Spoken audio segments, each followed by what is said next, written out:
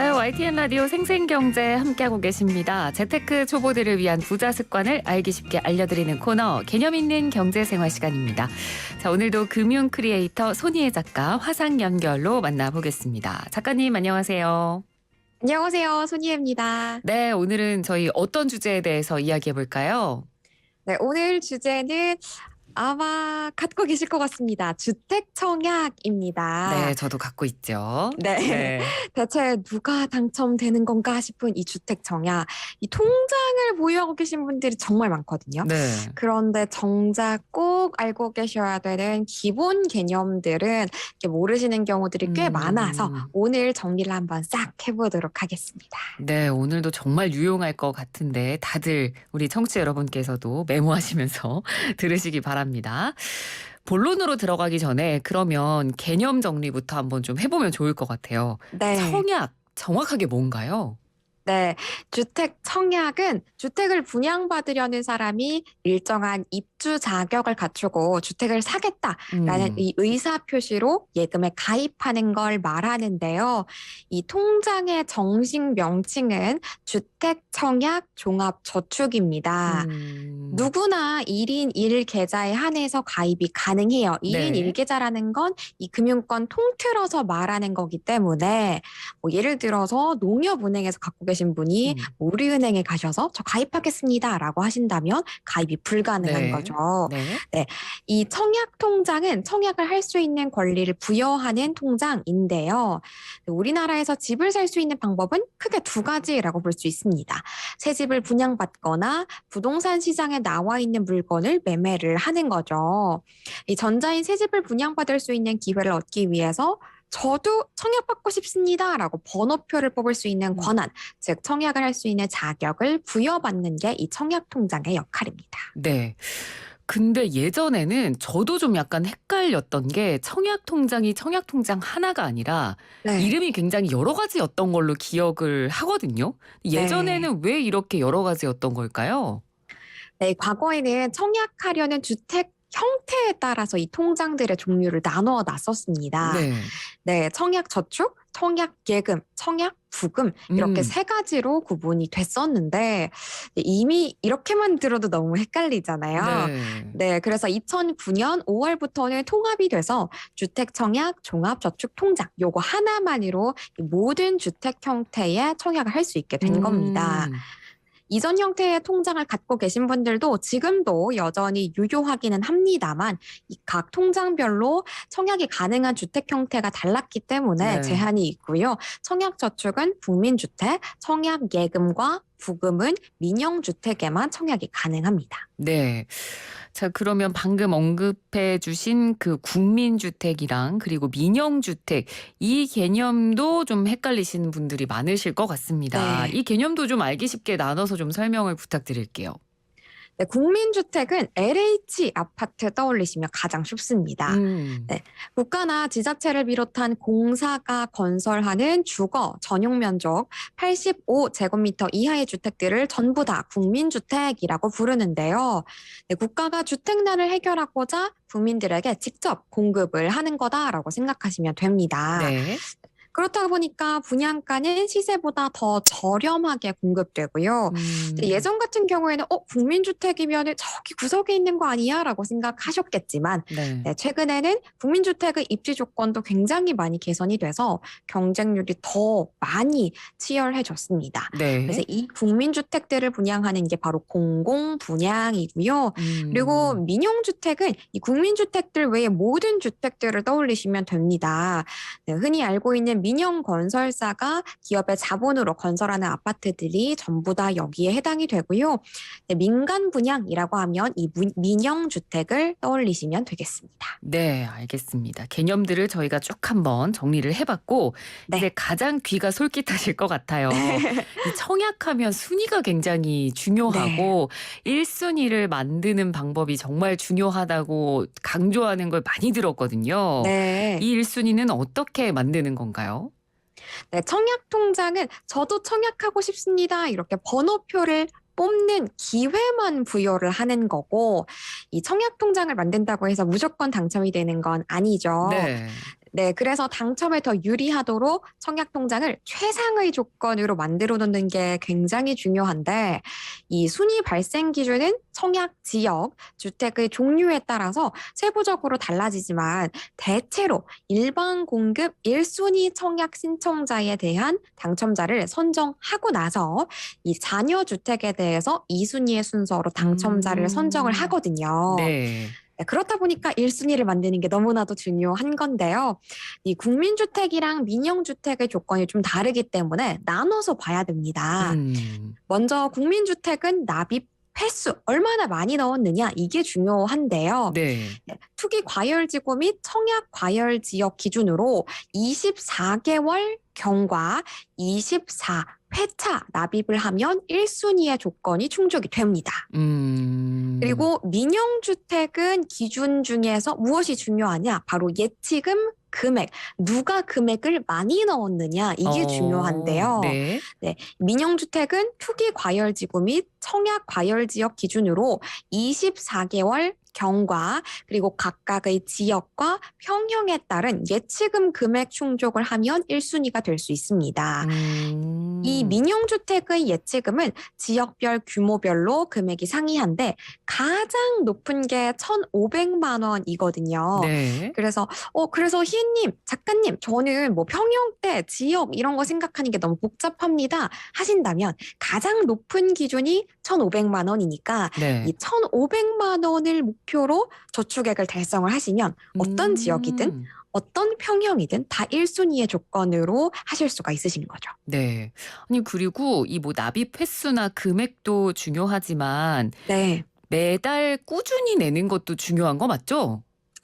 네, 맞습니다. 그 부분도 중요하고, 네. 특히나 이 공공주택, 이제 문민영 말고 이제 공동주택, 공공주택 할 때는 우리가 회당 10만 원까지만 인정이 되거든요. 네. 그래서 뭐 예를 들어서 회당 50만 원 넣었다라고 하시더라도 10만 원까지만 최대 인정이 되시기 때문에 이 전략적으로 조금 매달 나누셔가지고 10만 원씩 넣으시는 걸 추천드립니다. 알겠습니다. 근데 또 주택을 보면 일반 공급, 특별 공급 이렇게 나뉘잖아요. 뭐 이른바 특공이라고도 그렇죠. 하는데 네. 이 부분은 어떤 건가요? 네, 일반 공급은 아무런 특혜 없이 청약 통장을 갖고 청약을 할 수 있는 권리를 취득한 다음에 이렇게 새롭게 분양을 위해서 청약을 시작한 주택에 대해서 누가 점수가 높냐, 이 가산점 싸움을 하는 거다라고 볼 수 있고요. 네. 그리고 특별공급은 사회적으로 봤을 때 배려를 받아야 되는, 예를 들어 생애 최초 주택 구입자, 다자녀 가구, 국가 유공자 등에게 특별한 혜택을 주는 청약 방식입니다. 네, 특히나 이 특별공급 같은 경우에는 시기마다 기준이 정말 자주 바뀌거든요.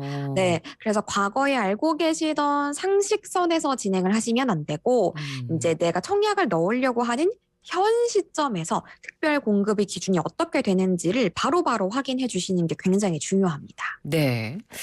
자, 그리고 굉장히 특별한 청약 통장이 있다는데 이건 어떤 건가요?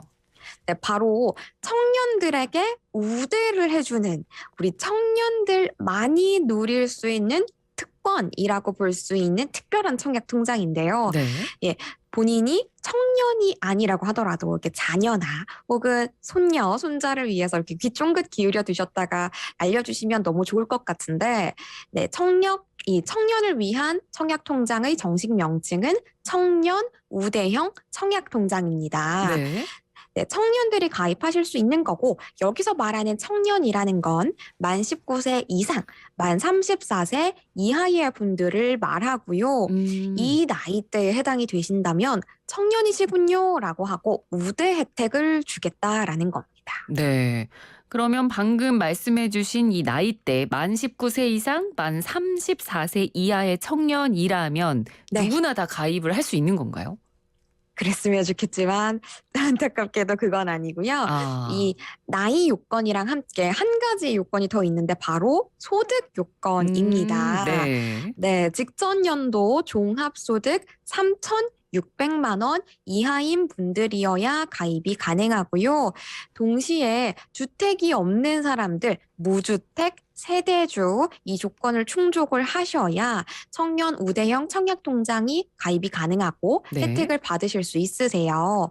음. 근데 이거 꼭 가입을 해야 되나? 왠지 복잡해 보이는데? 라고 생각하실 수도 있지만 이 요건들을 충족하신다면 일반 청약통장 말고 반드시 청년 우대형 청약통장 가입하시는 걸 추천드립니다. 네, 이렇게 강력하게 추천을 하시는 이유는 아마도 이 청년 청약 통장에 뭔가 메리트가 있는 것 같은데요. 어떤 장점이 네. 있나요? 네, 이 통장 같은 경우에는 사실 우리에게 가장 중요한 건 그렇죠.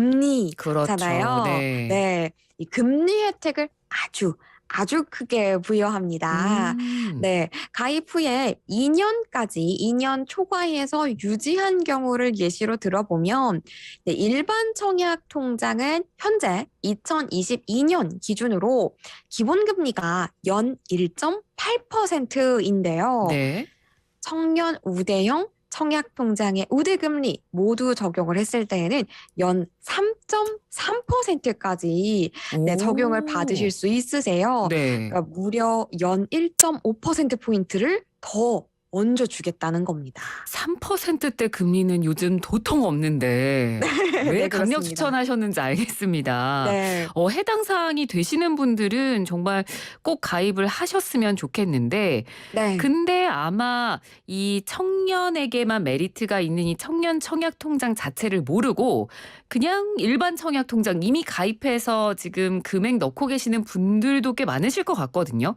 혹시 네. 갈아타기도 되나요? 네, 가능합니다. 네, 오. 너무나도 다행인데요. 네, 일반 청약 통장에 가입한 경우에도 전환신규, 그러니까 갈아타는 거 우리가 조금 있어 보이는 정식 용어로 전환신규라고 하는데요. 네. 기존의 일반 청약 통장에서 청년 우대형 청약 통장으로 갈아타는 건데 절차도 어렵지 않습니다.